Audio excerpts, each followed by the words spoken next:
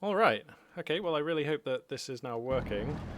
I mean, I've retrieved mouse control, but then I had a series of other issues with other systems. I had to...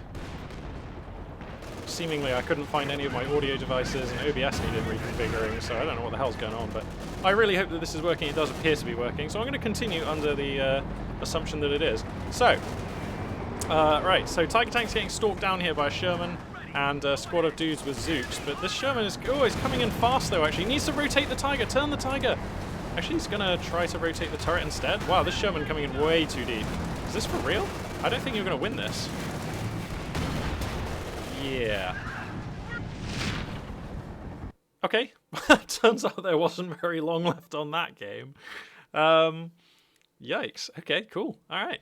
A sweet game there. 101st Airborne flexing in the face of some pretty decent American play. I'm going to go ahead and say, even though that pack howitzer looked okay, I'm skeptical of building it that early. I mean...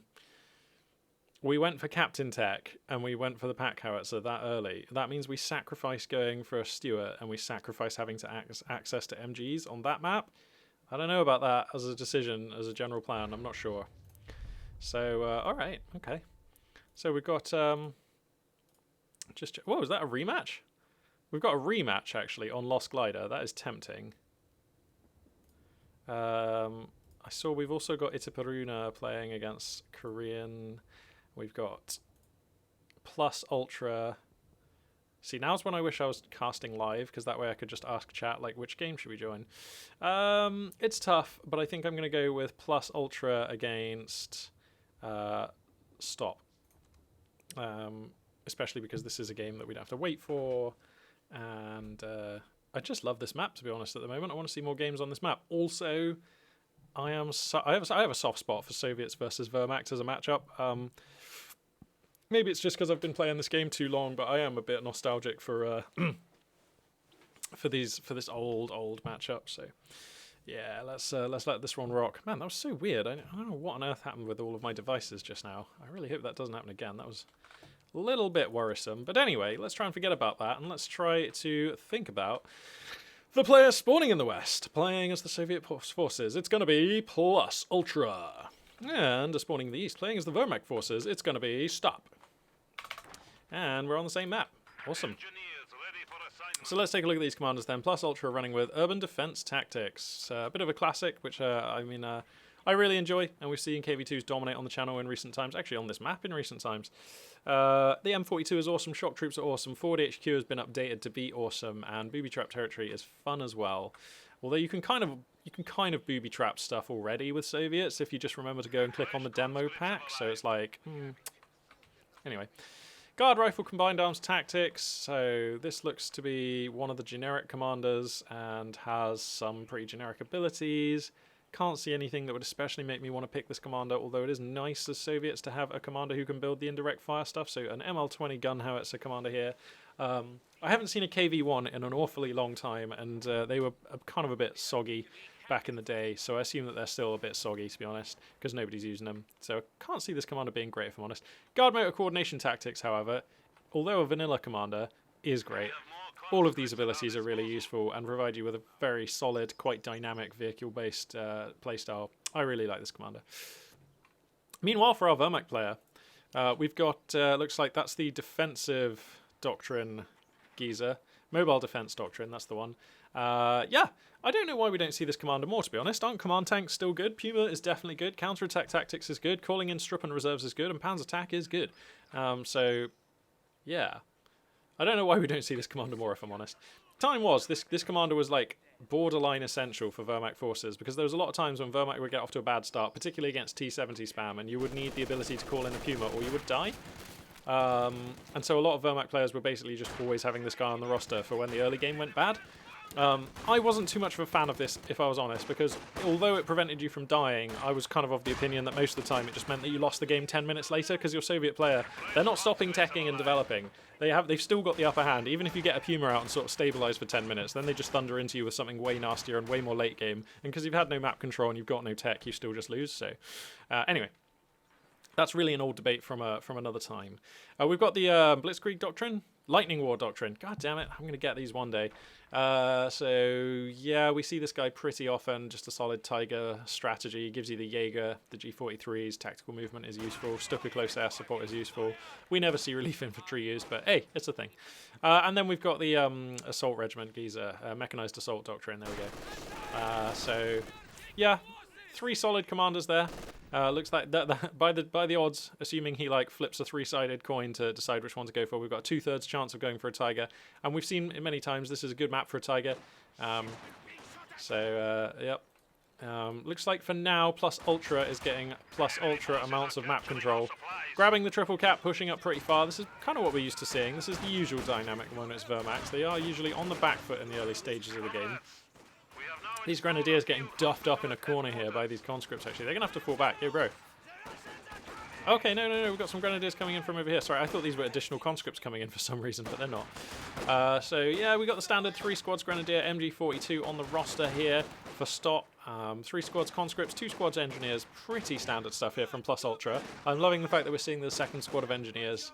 I think if you're going for a conscript opener, or even if you're not, actually, to be honest, engineers are just super useful for Soviets. I love them. They're so cheap, and they can just do capping of field stuff, and they can set demo charges, they can set mines.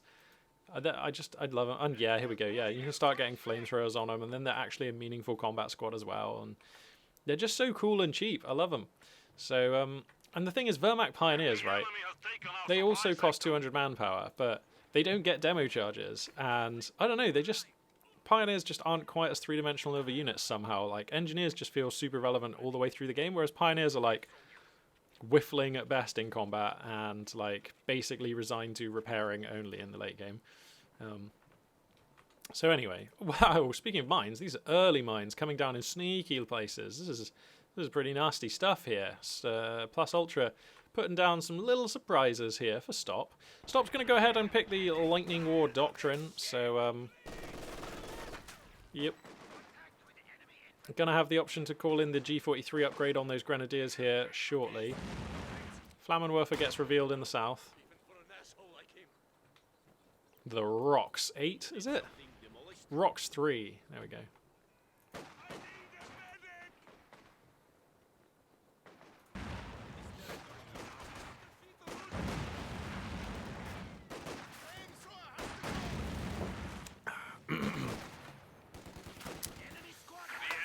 Okay, yeah, so this has been a reasonably Soviet-dominated early game here, and those engineers holding out there bravely to get a cut-off here. Meaningful and relevant, of course, because this is a fuel point, so anytime that you can cut that off from your Axis opponent, that's going to be really significant. MG42, though, we've seen, it's often a recurring story on this map. If you can get a machine gun into this area of the map, basically if I crack the tack, like anywhere in this circle, it's super relevant. You can hold so much ground, so much meaningful ground, restrict your opponents so much, and woe betide, if you get your MG42 into this position, like over here, then you can actually lock down the entrance to their base, as we just saw in the game we just played. So, yeah, that's interesting. What's also interesting, like the Mechanized Company 251 half-track on the queue here, stacking a lot of munitions here is Stop. So I wonder if this is for flame projectors. You have to think it probably is. Wow, conscripts get down onto this fuel point again. The amount of harassment here from Plus Ultra is looking really good, and we've barely seen any Axis units get into the western half of the map whatsoever, so Plus Ultra looking pretty smart right now. Yeah, so here comes the half-track. It is for Flammenwerfers, there we go. Flame projectors are coming down, so that's going to be the story there. Grenadiers in heavy cover here in mid, but they are horribly outnumbered. Conscripts going to pile into close range. That was the sound of some mines going off. The enemy is taking our territory. At least that's what I thought it was. Up! Okay, these guys have got a metal detector. I didn't see that. Alright, cool. It's going to be a T-70 here for Plus Ultra, and that was going to handily answer pretty much everything in here, but looks like Stop is going to decline to fail the do you have a pack gun test, and it's going to pass that one with flying colours here. A pack gun on the queue, present and correct, and that makes a lot of sense here. But I worry for him. Having difficulty establishing any fuel, having difficulty being off of the clock, although he is now, so that's okay. Flame projector 251 doing its work here. Not really getting much damage though, to be fair. Now we've got a little T-70 on the field.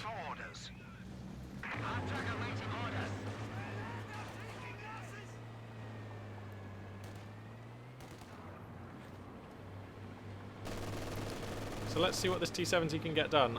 What? Okay, apparently Steam has just re-enabled notifications without me telling it to. We have been assigned fresh panzer I mean, I'm going to sort that out after the cast. Really sorry about these. My computer, or just, I don't know, something's just on the fritz here. Not quite sure what. Man, I hope she's not going to die. Come on, baby, stay with me, computer. It's just weird. She's doing a lot of unpredictable, erratic stuff right now. Anyway, Panzer Grenadiers added to the roster here for stop. Looks like Plus Ultra has gone ahead and picked a commander, and it is going to be the urban defense tactic. Shock troops entering the field right now. And yeah, they're going to look pretty scary, aren't they, I reckon? Because, okay, Pat Gun finds the T-70, and that's nice. But, yeah, these shock troops are going to look pretty scary. I mean, the position right now is that the Wehrmacht player is on the defense, struggling to hold the doorstep of his base, but they are at least holding the doorstep of their base. And shock troops are going to do really well at breaking this defensive line, hopefully. Or they're going to get caught under the arc of an MG42. We will see. MG42 not in position, though, so yeah, his shock troops, they can really flourish here. They've got a T-70 to help. So what we're seeing here is a very nice attacking style Axis, Soviet army. What was the opening tech? Was it support weapon or was it special rifle? Support weapon company, okay. I would love a Maxim, to be honest. A Maxim right now, just to lock down the doorstep of the Axis base is going to be really nice. Going to give those shock troops something to work with and just solidify this roster. A mortar tube would also be acceptable, but I think I just prefer the hard approach of the Maxim. Shock troops going to get up on top of these Panzer Grenadiers, forces a fallback. Flammenwerfer 251 going to be used to try and counter here, getting some really good damage, to be honest, onto these shock troops. But has to be careful because, of course, there's a T-70 out here sharking around. So he must know that the T-70 is going to come for his half-track, so he brings the Pat Gun into the hood. It's a little bit late, though. You'd love to have had that there just earlier so it could have taken a shot there. But that's not going to be the case here. Panzer Shreks finish on the Panzer Grenadiers, so they were taken for an anti-tank role here. So it looks like Stop taking this T-70 very seriously, and it's going to be well set up, as long as these units survive, for anti-tank resources into the mid-game. The enemy is taking our territory.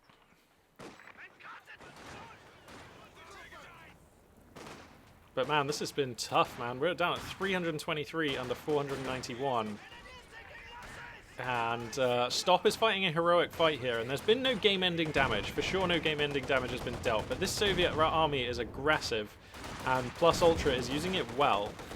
And tightening the noose here. Mines again! Gonna cost a couple more Grenadiers their lives here. This T-70 angling for a squad-wiping shot here, but not gonna find it.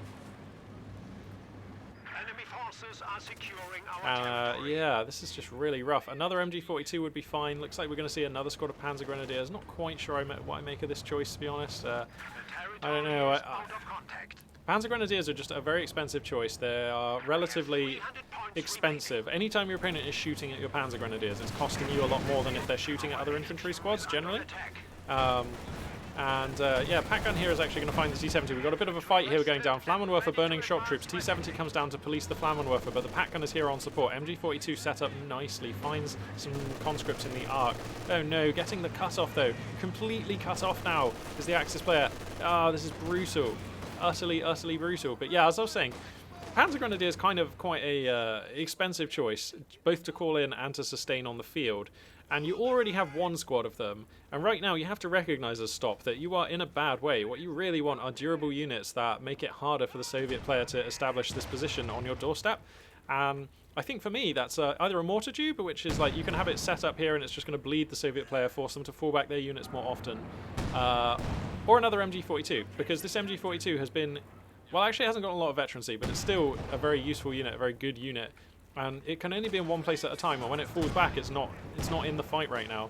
And because the Soviet player is being so pushy with their units, I think a second MG42 to keep them back would be fine. Also, you're fighting so close to your base, and MG42 is lower risk than when you're actually out on the map. The odds of you, firstly, losing it, and secondly, having it looted if it is lost, are reduced because you're fighting so close to your base. So I don't know. Looks like we've got G43s now popping up on some of these units. Grenadier squad there getting taken out, so that's rough right now for Stop. Rifle grenade comes through, Plus Ultra does spot it, so that's not going to do too much. There are not very many munitions for this Axis player, so that was kind of a bit of a waste, to be honest.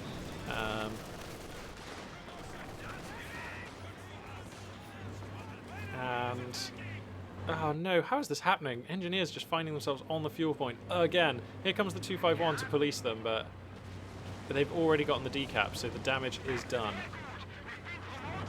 2 stars though on this Flammenwerfer half track, that's pretty cool. Bundle grenade comes down on the fallback path here, trying to get a wipe is full stop, as well they might. Oh, but it is a wipe that is inflicted upon them, losing the pioneers there, but they do get the engineers.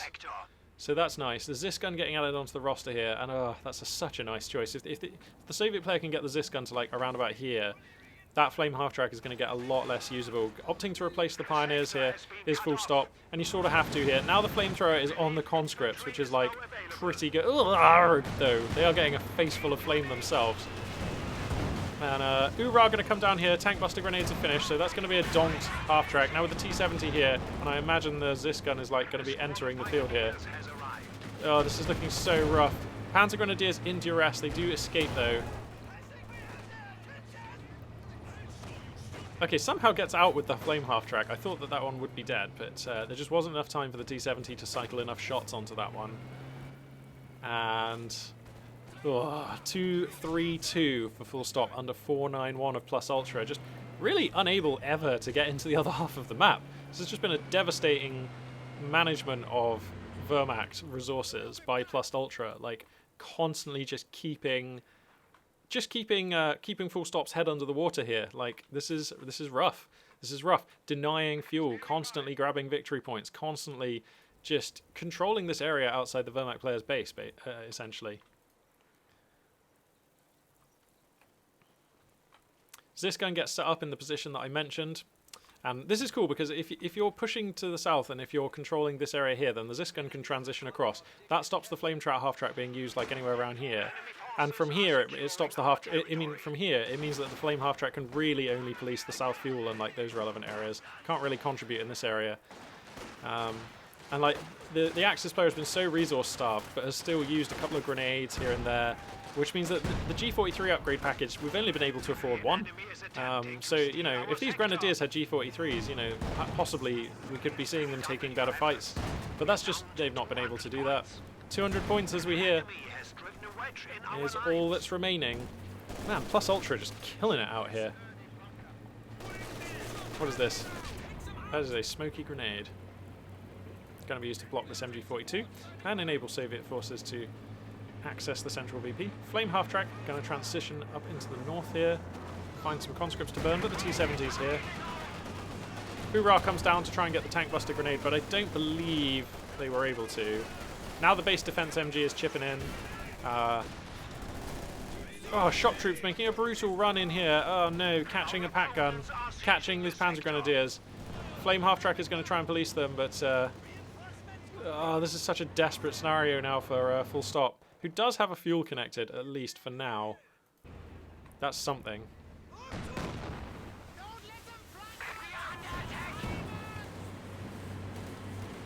Alright, I'm just putting on another layer. Never run the heating if you can just wear more clothes.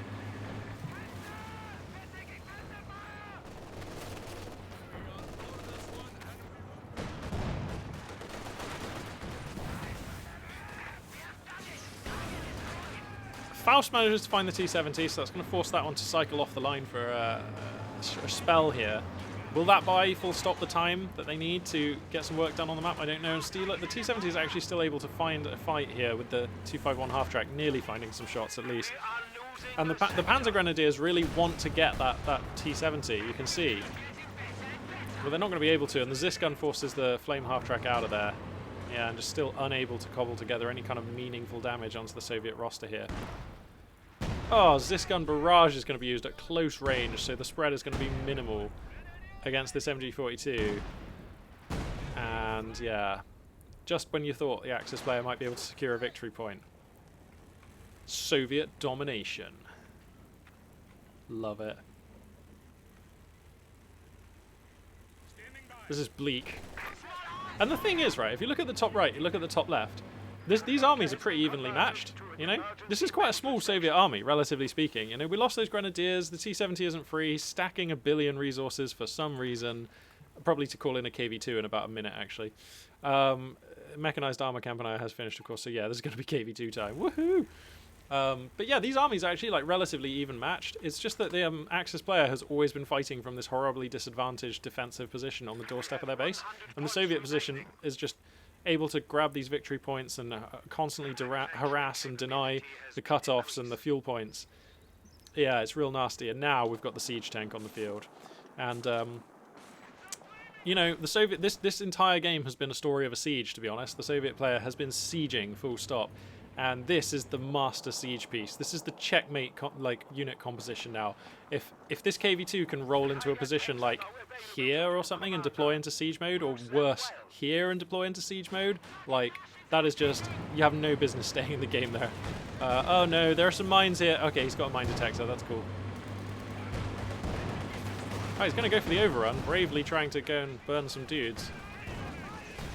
KV2 sitting idle right now. Could be trying to come into this fight and help out or play for position in mid. There we go. Going to start rumbling in now. Look at this thing. What a stupid looking tank. That is absurd. It's like a child drew a cartoon of a tank and then the Soviet army were like, yeah, that's a good design. Let's make it. Enemy is taking our territory. I mean, I'm not saying, not in a bad way. I mean, it's like, that's part of the magic of the KV2, to be honest. Yeah, Soviet forces getting into a lovely forward position here. Not sure what that shot was about, but there we go. This MG42 is...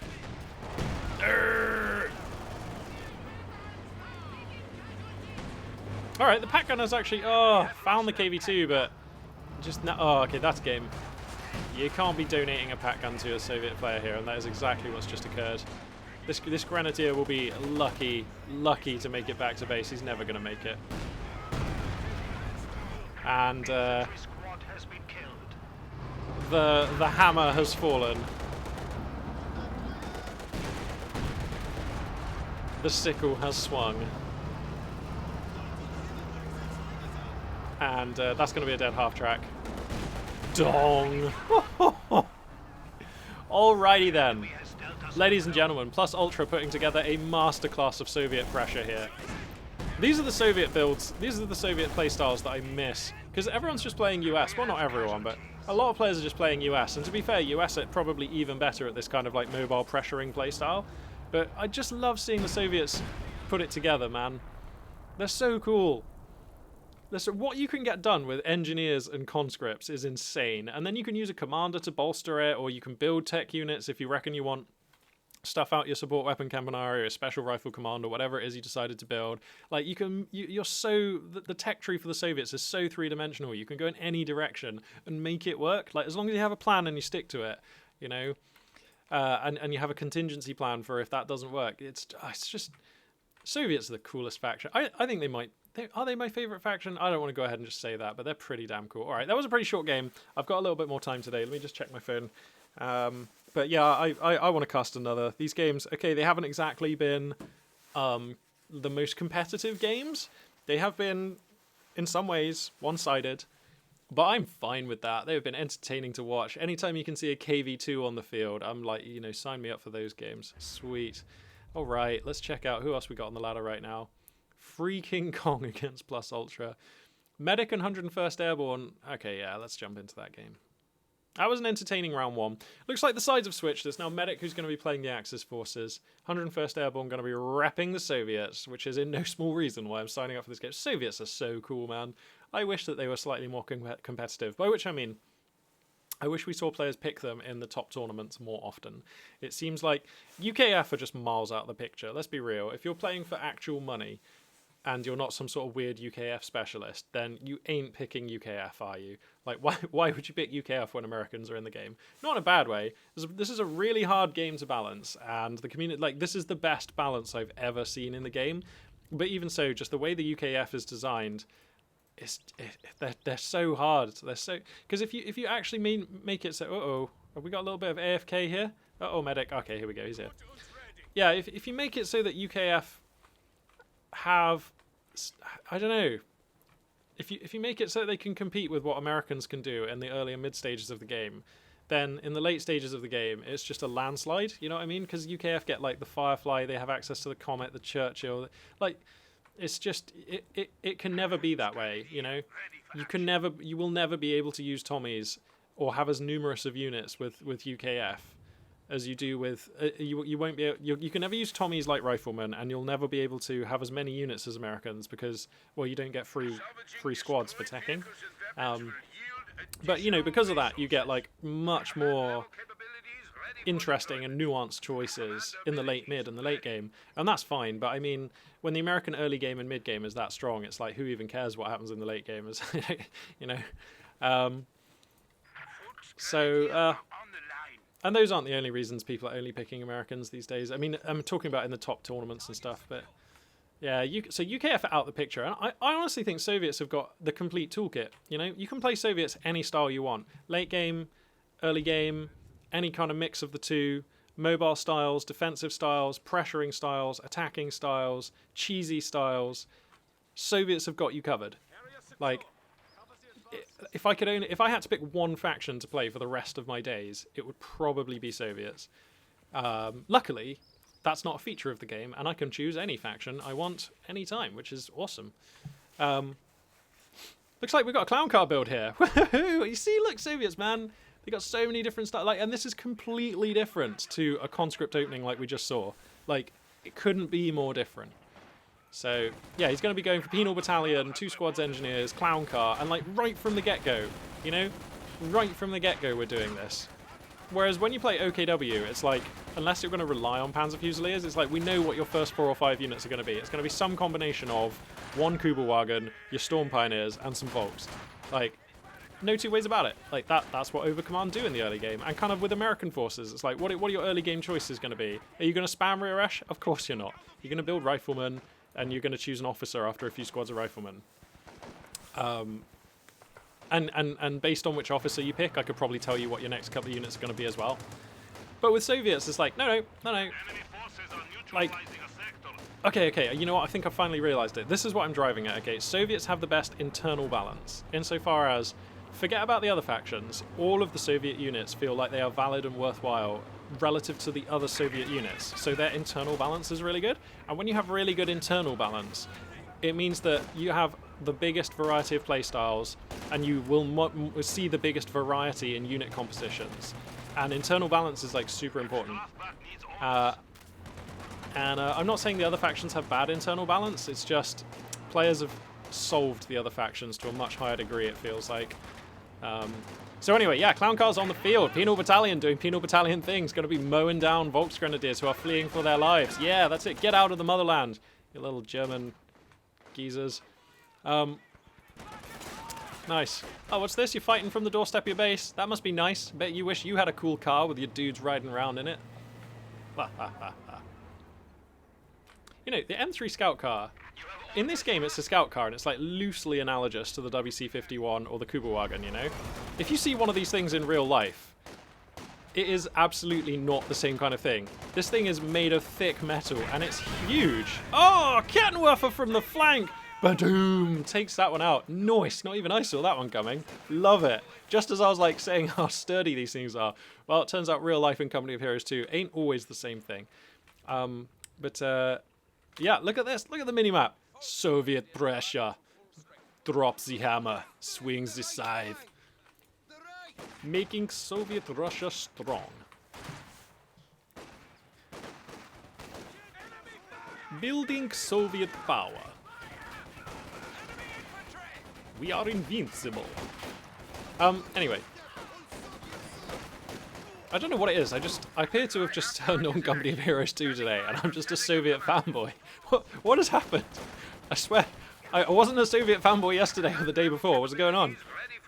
Yeah, guard motor. Sorry, it's mechanized support tactics. It's the ISE 152 geezer. Bring it on. Feuersturm doctrine. Yeah. Oh, I couldn't have planned this better. All right. All right. I gotta be honest with you guys, okay? This is a non-Company of Heroes talk 2 coming. Non-Company of Heroes 2 talk incoming. Sorry. I had some pretty bad news this morning. Nothing super bad. Nobody died or anything. You know, I just had some bad news this morning, and it's kind of put a downer on my whole day. But I wasn't sure I was going to cast. I was just like, do I really have the energy to cast, or am I just going to be like, Where these two players are playing. Company of Heroes. Where? I was just like, okay, let's fire it up and see what happens. If it turns out you're rubbish at casting today, then we don't have to upload it. I'm so glad I did. I already feel much better about life. Somehow Company of Heroes 2 has just brought a smile to my face. It's making me laugh.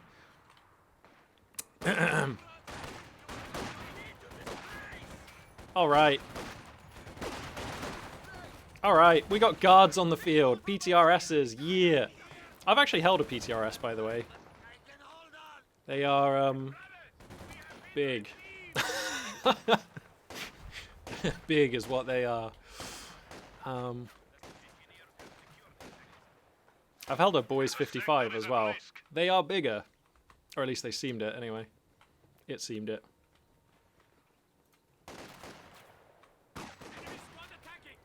All right, so Axis forces getting into the north side of the map, starting to get into some of these significant buildings. You know, if you can get a squad of dudes in here, that's really annoying, even for Soviets. And if you can get a machine gun in here, dun dun dun, then that's really, really annoying. So, all right, let's talk about this Kettenwerfer, by the way. So we had an early Kettenwerfer. This, of course, in response to the scout car that was being a bit of a problem, wasn't it, for our Axis player. We saw it pursue across the map, gunning down Volksgrenadiers. It was pinning the Axis player in the base.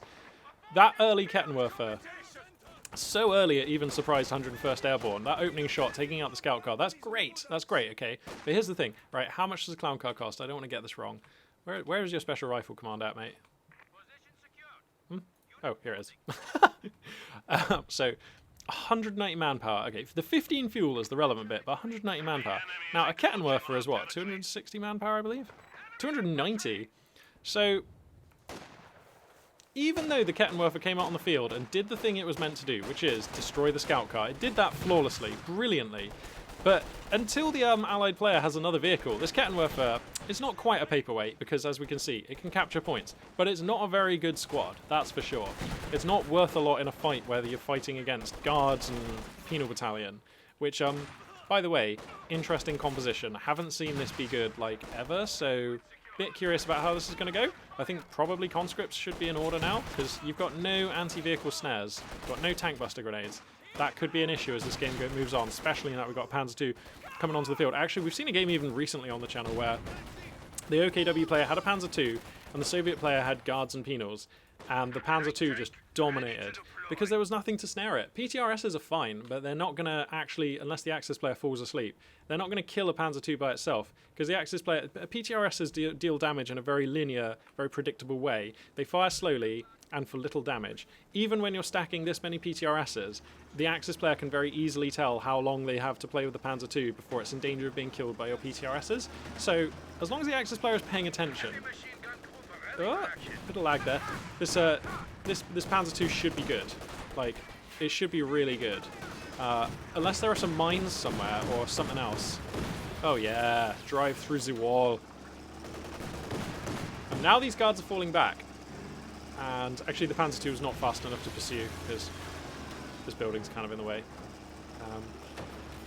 But yeah, we got a much more even game this time round. This is one of those maps that's a bit broader, a bit bigger. It can be a lot harder to push your opponent back into their base and like maintain a lock.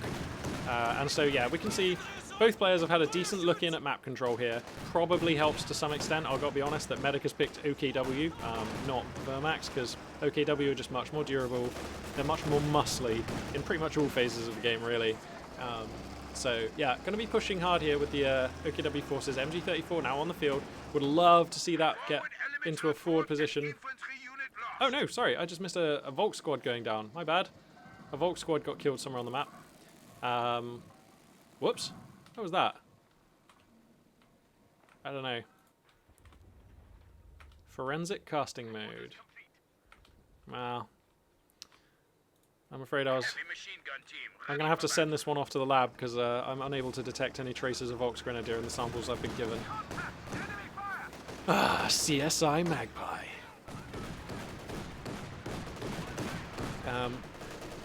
Oh no!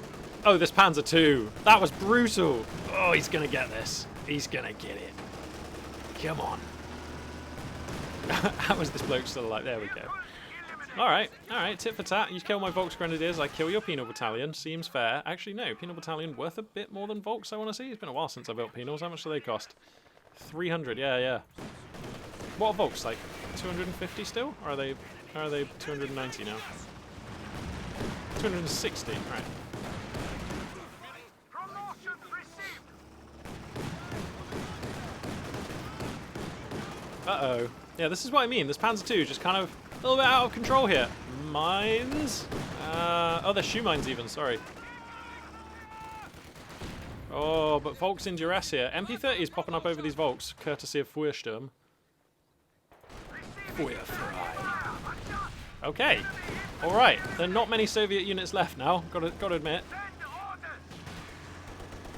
Oh, it's been buttoned. Okay. I forgot about button, to be honest. It's been so long since I saw button vehicle get used. Oh, and this is why. It's not very good. Alright. Alright, well that was 40 munitions.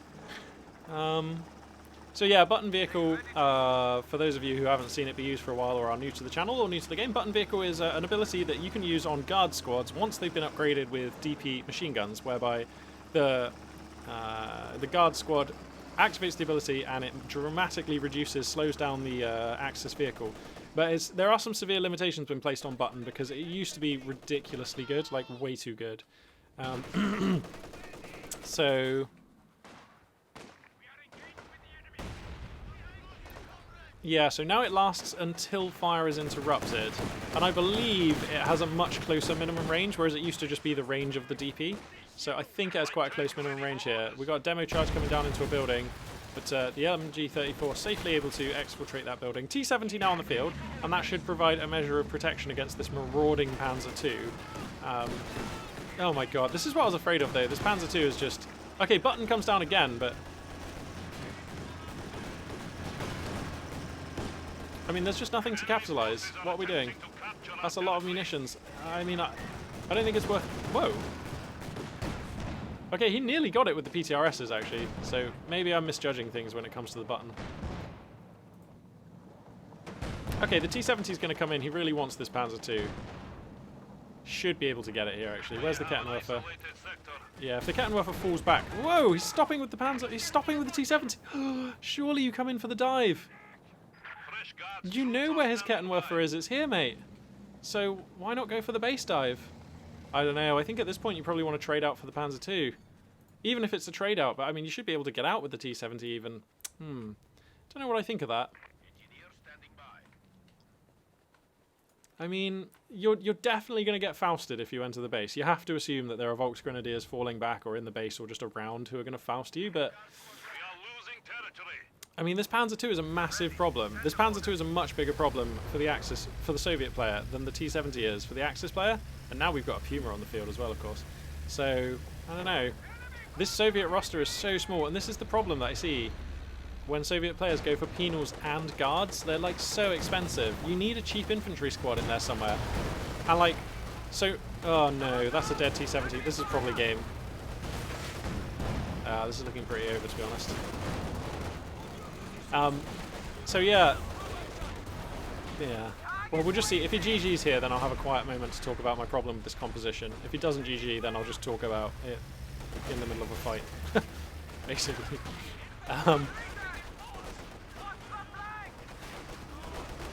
All right. I mean, he's putting up a heroic fight here as 101st Airborne. He's trying, but his army's just so small. All right. I'll talk about it now. So. I've already said that the Panzer II is disproportionately strong if you are going for a penal and guard composition, because you have no conscripts, you have no anti-tank vehicle. Sorry, anti-tank grenade. Oh no, is he going to get these guards? Yeah, he's going to get them. He should get them. Getting a bit lucky there, is the Soviet player. Yeah, so you have no anti-vehicle grenade, so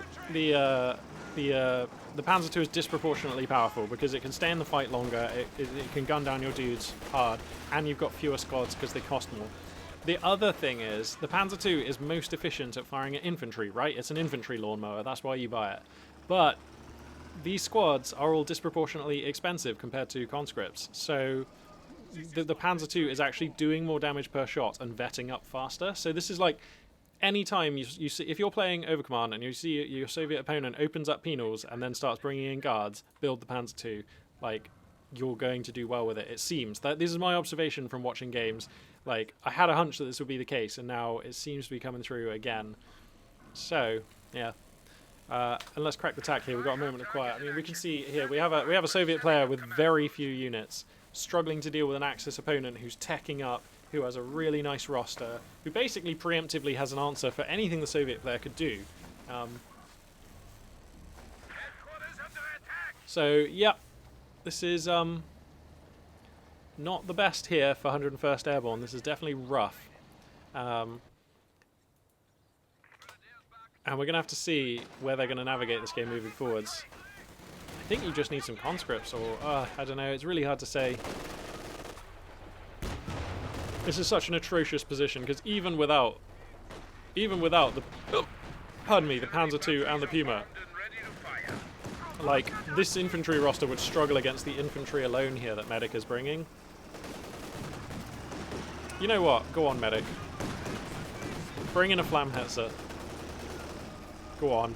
Go on, mate. Go on. I think you're winning so hard. Do it for the fans. Do it for the fans. Bring in a Flammhetzer. Oh no, these guards are just going to get decimated by these Storm Pioneers. Oh, grenade comes down. That's a good grenade, actually. That may swing this one. That is going to swing this one. Oh, can't be losing the Storm Pioneers here, bro. Oh, that's risk. Gets the Storm Pioneers. A ray of hope. A ray of hope. Oh no. Soon to be a race, though, with these guards. No, okay, the guards survive. Alright. So, achieves a squad wipe, slowing the Axis player down, but, well, Medic is just floating the resources, can instantly replace those Storm Pioneers. Yeah, it's a shame losing a 2-star veteran Storm Pioneers, but, you know. Mechanized Regiment, Armour Campanier, is finished, and now T-34s are beginning to be produced, or singular. A T-34 is produced. It's actually even on the field. So that's a... You know what? No, I don't like this T-34. I don't like it. And the reason I don't like it, your opponent already has a Kettenwerfer, but crucially, a Kettenwerfer's fine. A T-34 can overcome a Kettenwerfer. But a Puma... I mean, again, as long as Medic doesn't fall asleep, you're never going to kill this Puma with a T-34. It just ain't going to happen. And a T-34 really just provides the ideal target for the Puma to vet up on. And, like, we have seen before on the channel, I think that the Puma, more so than almost any other unit, benefits from veterancy so hard. It essentially transforms the unit. It becomes so good at dealing with medium and even heavier armor if it can get to, like, Vet 3 and 4.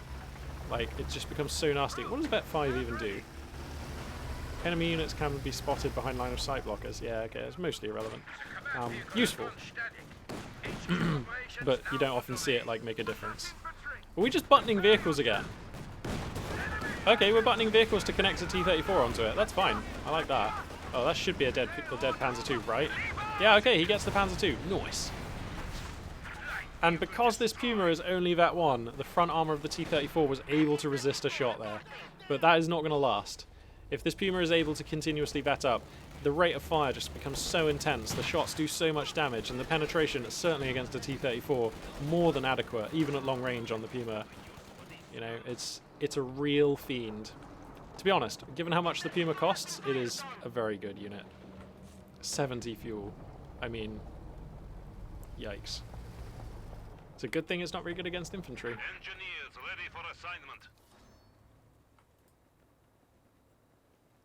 Alright. Okay, so let's take stock. 101st Airborne is not dead, which, given how this early game has looked, pretty amazing. There was a moment where I was actually waiting for him to GG, if you recall. But now we find ourselves in a place where 101st Airborne actually has 413 tickets over 337, so has some time to work with there. That's nice. That's a nice luxury to have. Has 3 squads of guards. That's pretty cool. With the Penal Battalion here as well. So this is a lot of PTRSs. I think some of these engineers even have a PTRS as well. Not these ones. No? Okay. I thought some engineers had picked up a PTRS, but I must have been either imagining it or those engineers died. Not sure which. Oh no, not some Volks. Oh no. Okay, the T-34 is just not going to get the kill on those Volks. That actually would have been quite big as well. But yeah, and then the Axis player has just lost the Panzer II and has, like, still the better army. I would like to have this army in the top left over the army in the top right, if I'm honest. But this is actually not unwinnable now for 101st Airborne, obviously. So, yeah, I'm kind of excited. ISU-152 tanks are now available to wreak Yeah, we're a long ways off an ISC 152, mate. How much is that? 260 fuel? Yeah. So that's a tall order. That's a big ask. Probably ain't going to be no ISC 152 in this game. Oh, look at this Puma just getting bare veterancy against this T-34.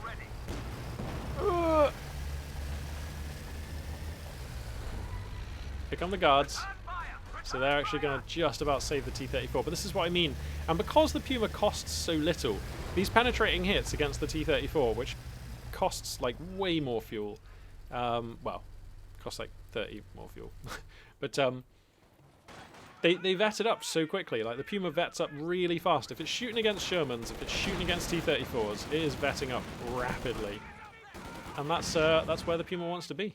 So I think you have to be some kind of brave or some kind of stupid or have some kind of special plan to build a T-34 into a Puma you know exists. And in this case, we know what the plan was. 101st Airborne was having a problem dealing with that Panzer II and was just like, I need this T-34 to solve my Panzer II problem. And it did work, and that's fine. So, you know, I'm happy that this T-34 has been an okay choice. We got a Maxim on the roster. Yeah! Alright, incendiary grenade comes through. This Maxim has now been flanked. That's pretty bad. But he gets the fallback on a lot of Axis units here. So actually taking a fight here is 101st Airborne. That's nice to see. Supply sector under attack. All right.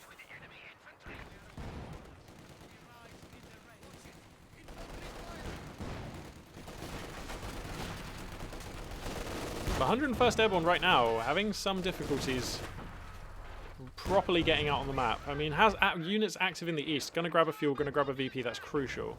And it looks like Medic is going to go for a Panzer IV. I don't know about this. I guess it's okay. I think it's okay because the Panzer IV is obviously effective against all these units up here in the top right. So that's a good. That's the start of a good choice. I'm just wondering because the alternative is like save for something better. Whoa, really? We're gonna dive on the Puma? Whoa, this T-34 so risky. Okay. I just feel like the T-34, you've already got it covered with the Kettenwerfer and the Puma, so we're adding the Panzer IV because it's good against the T-34, but it's also kind of an infantry lawnmower as well. Like once you get that MG42 pintle mount, and once it gets like 1 or 2 stars of vet, it really does like hose infantry pretty hard. Is it 2 stars of vet? Target acquisition and accuracy, yeah. So yeah, this is fine. This Panzer IV is fine. I'm not sure if I wouldn't rather save up for a Panther though. The reason being, right, because as medic, you're trailing in victory points. You're not really in a place where you feel like you can end the game very quickly.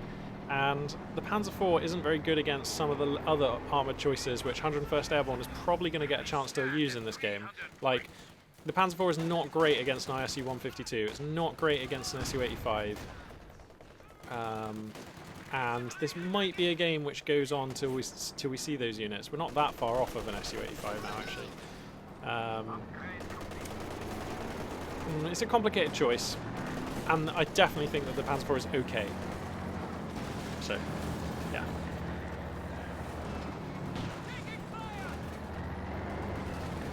Oh, we're going to have a mortar tube added in. Okay. I think I like it. Yeah, 101st Airborne really diversifying their roster in the last few phases of play. Mixing in a machine gun, mixing in a Zis gun, mixing in a mortar squad, and I feel much happier now about 101st Airborne's position in this game. Whoa, this T-34 getting the opening shot with a Zis gun in support. Oh, are there any guards nearby to button? There aren't. If there were, that would be so scary, but now the Puma comes in, that should be a dead T-34. No Faust. Where's the Faust? Oh my god, this Panzer IV getting a real caning here. Incendiary grenade is going to come down off of these Volks. Maxim gets set up in support though. The T-34 somehow still on 75% health. This might be the best T-34 I've ever seen or something. It seems to be like just taking absurdly good fights.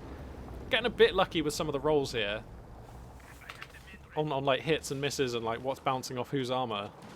But yeah, this T-34 is looking absolutely sound. And what I was going to say before that fight occurred is I really like the way that 101st Airborne has been using this T-34.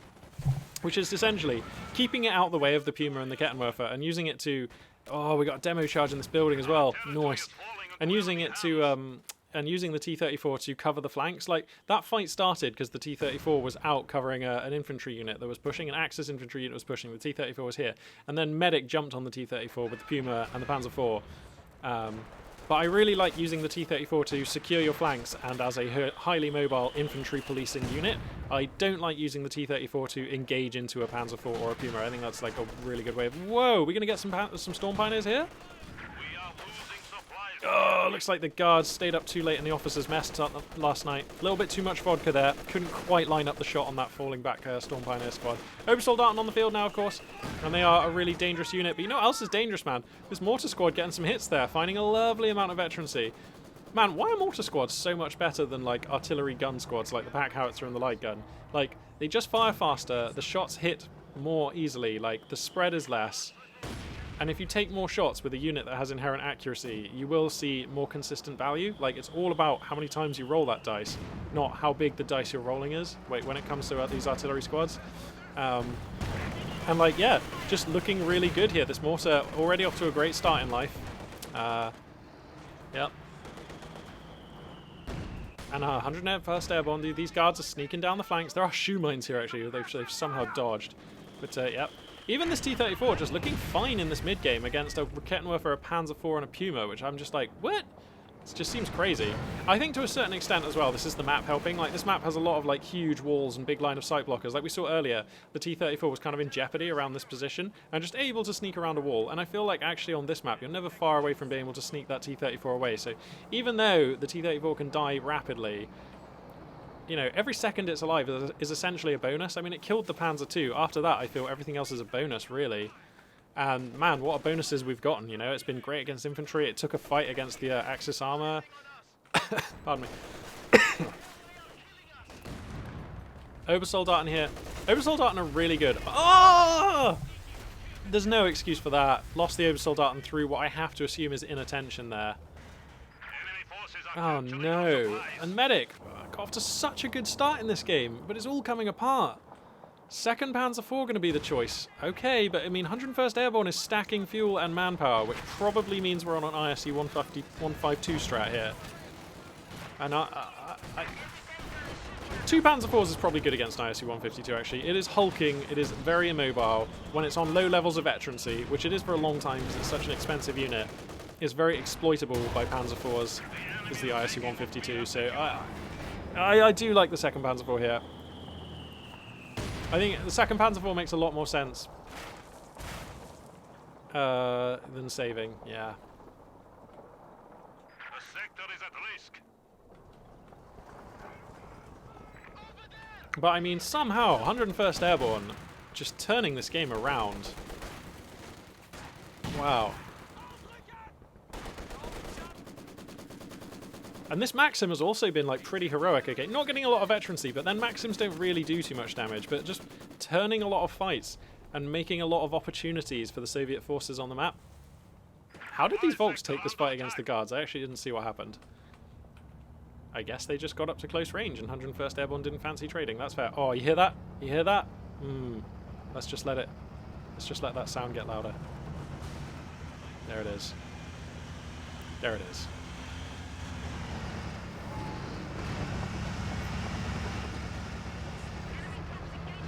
We have an ISU 152 in the wild, ladies and gentlemen. A wild ISU 152 appeared. It's super effective. Now, we're going to see. I mean, here's the thing. The ISU 152 is a big, flashy unit, and it is very intimidating to deal with. Let's face it. Is it going to shoot the... Ooh. It is a very intimidating unit to deal with, okay? And it reveals itself there. So now Medic comprehends the peril that they are in, but is it literally the best choice that 101st Airborne could have made right now with all their resources? I don't know that it is. I just don't know that it is. You could have gotten an Su-85 and another T-34. I actually don't like that. You could have gotten an Su-85 and a Katusha. You know what? I actually think I don't like that as well, so maybe it is the best choice.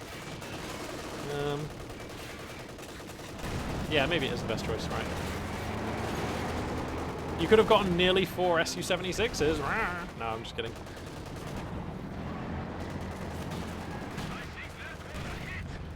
Alrighty then. Kettenwerfer actually finds the ISU-152 here. That was a bit annoying.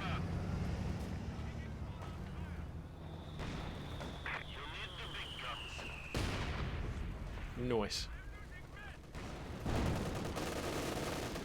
Alright, and I suppose I also like the ISU-152 because this has been quite an even game over the last phases of play. I mean, the early game was pretty dire for the Allied player, but somehow still in this game. Now, things are basically kind of even-ish. I would even give 101st Airborne the edge, actually, because has a victory point advantage, and now definitely has the better army, in my opinion. And in these games that go on to the mid and late phases, it's often who can access and control the victory points that goes on to decide it. And right now, the Axis player are doing a fine job of that, to be fair.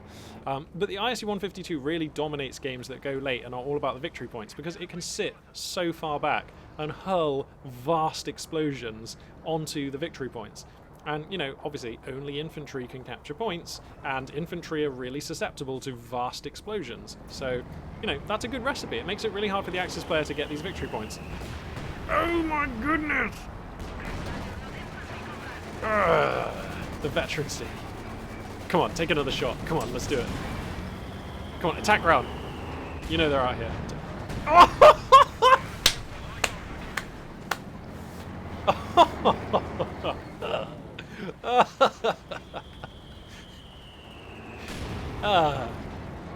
I'm sorry if that was a bit loud over the mic. I sort of inadvertently was clapping before I knew what I was doing. Oh man. I don't care who wins this game, but may the best Soviet win.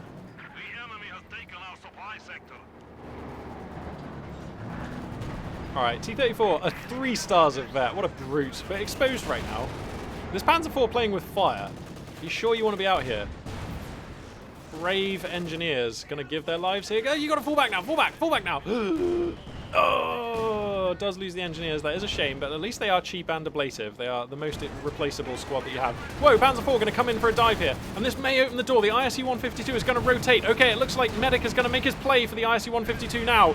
T-34 takes out the Panzer IV. What am I seeing? And now we've just got an exposed Panzer IV sitting in front of an ISU-152, wishing it was anywhere else on the map. Get me out of here. But now there's a 3-star Su-85 coming in here. Do we get one more shot out of the ISU-152? One more shot. One more shot. Die! Gets it! Yes! All right. I don't know what's wrong with me. I normally manage to stay quite impartial, but but I wanted that to hit so badly, and it did. Oh my goodness. Yes! Give him a taste! Let him know! Let him know. I'm sorry, my German friends, but you're in Russia now. Oh. Alright, well, that's game, isn't it? This is now irretrievable for the Axis player. No! Okay, Medic reckons they've got time to stabilize and go for a Jagdpanzer, and they might be right. Who am I to say otherwise? I thought 101st Airborne had totally lost this game. And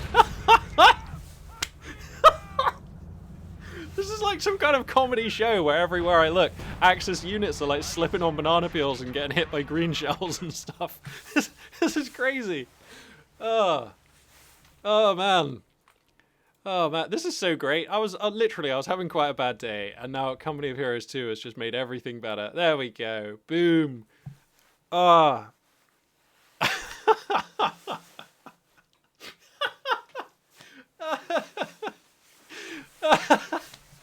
Oh man. Whoa. What a reversal. Oh, sick game. I really thought 101st Airborne was... okay, I need to compose myself. I really thought the Soviet player 101st Airborne was out of this game. Oh man, but to stabilize and in such style. Such style. Oh man. What a day. Well, we got to see a KV-2, we got to see an ISU-152. Man, this is great. I wish I didn't have to go and do real life things, because I want to go and play Soviets on the ladder now. I don't know what to say about this game, to be honest. Soviets are great. Soviets are great. The end. thanks very much for watching, guys. This has been awesome. I really don't feel like I'm in any state to make a tactical appraisal of what we've just witnessed. ISU 152s win games. Never play as Axis. I don't know. I'm done. I'm signing out. I'll see you guys.